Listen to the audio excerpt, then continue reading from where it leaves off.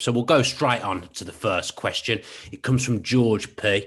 George says, we can all agree that Kane had a fairly quiet game on Sunday. Was this just a bad day at the office for him, or possibly a result of the system that was being played? Jack, we'll start with you as the England man and someone who was at the game. You could probably have the best vantage point to tell us what Kane came across like. It's a really good question. I did think that Kane didn't look quite himself, particularly in the first half. I just thought he wasn't.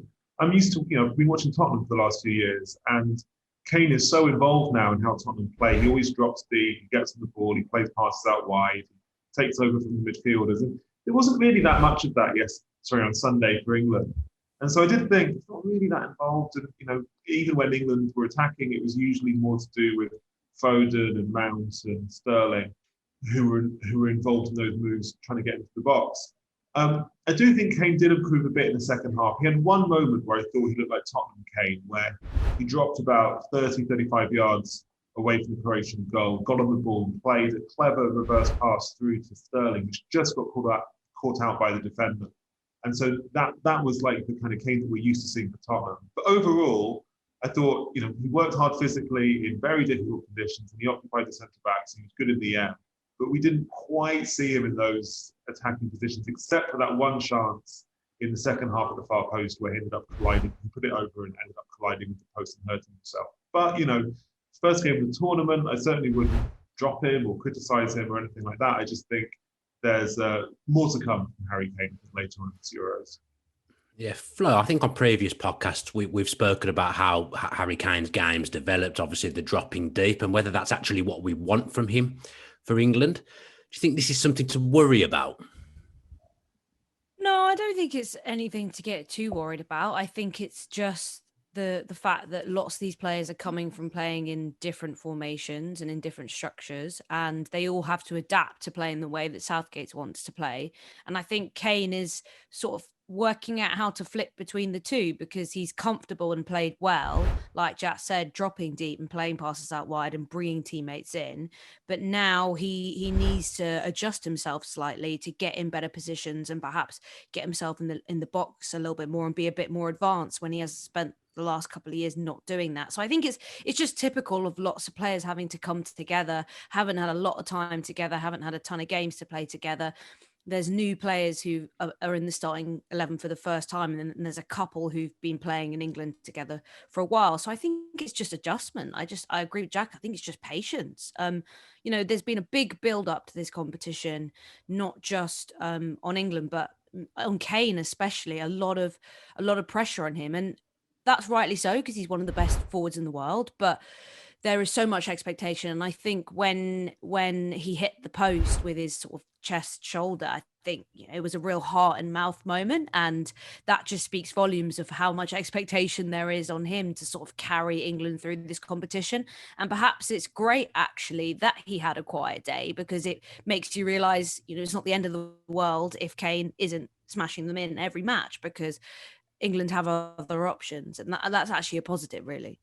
Yeah, another positive, I think, David, is that he'll be hungry now, because he started the World Cup on fire, got a couple of goals in the first game, and looks the favourite for the Golden Boot from day one. But after the first round of matches so far, he's got some catching up to do. Yeah, he has, and we know how motivated he is to score goals and be that top goal scorer. But also, I think it's about it was less about Harry Kane. I'm not saying that he was sort of sacrificed by design, but the fact when they play 4-3-3, and especially the way they did against Croatia, it was more about Foden and Sterling. Now, it was always going to be a tight game. You end up having the chance that Foden hits the post, obviously the goal from Sterling. Those were the two main attacking threats. And I think more when they play 4-3-3, Kane's going to be the one that's sort of like the one a little bit deeper, and the two more advanced when we're sort of countering on teams. Maybe that'll change if we go 3-4-3, and he's more the spearhead, and the two are sort of two wide men are sort of tucked inside playing the half spaces. So I think it's, for me, it wasn't a bad game by him. Like I said, it was just the way that it was that England was set up, that it was always going to be that way, really. Yeah, Jack, over the years, obviously you're someone that watches Spurs every week, and you watch all the England games live as well. Are there any major differences between the Kane that plays for England and the Kane that plays for Spurs? Well, I think England actually pioneered the idea of Kane playing in a deeper role where he can do a bit more creating before Tottenham did. So that famous 3-2 win in Seville in October 2018, Kane was absolutely brilliant for England, playing deeper roles, playing those passes with Sterling and Rashford running beyond him. And back then, that was still when Pochettino was manager of Tottenham, and Pochettino didn't really want Kane doing that. Pochettino wanted Kane as the kind of fixed number 9 for the team. But over time, Kane has obviously been allowed to play by Jose Mourinho much deeper for Tottenham. He's completely changed his role for Spurs since Mourinho came in November 2019. And at the same time, England have found they've had slightly more kind of creative players who can do that number 10 type role. That Mason Mount being the obvious one as well, but Phil Foden's been playing more and more for England, and at times Jack Grealish. So I think that means that while at Tottenham there's a big need for Kane to play as more of a sort of 9.5, I think that for England, maybe he doesn't need to do that so much, and maybe it actually makes more sense for him to play as more of that fixed number 9. So this is going to be one of the big interesting tactical points for England this tournament, is will Kane play the kind of traditional number 9 role that he played for Pochettino Spurs, or the kind of 9.5 role that he played for Mourinho Spurs?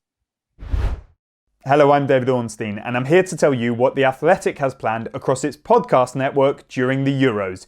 You can catch me alongside Mark Chapman and a range of other Athletic writers on the England show throughout the tournament, bringing you the very latest news and insight from the England camp every single day. Prior to the big kickoff, we're releasing an 8-part documentary series telling the stories of the past 8 tournaments, starting with the sounds and smells of Euro 88 and finishing in 2016. There'll also be nightly episodes of the Totally Football Show, 9 zonal marking podcasts from Michael Cox's tactics and analytics team, and Adam Hurrey's Football Clichés will take a look at the competition's alternative storylines. So, with what felt like a never-ending domestic season finally behind us, we've got all of your Euro 2020 needs covered. Check out every show for free wherever you get your podcasts.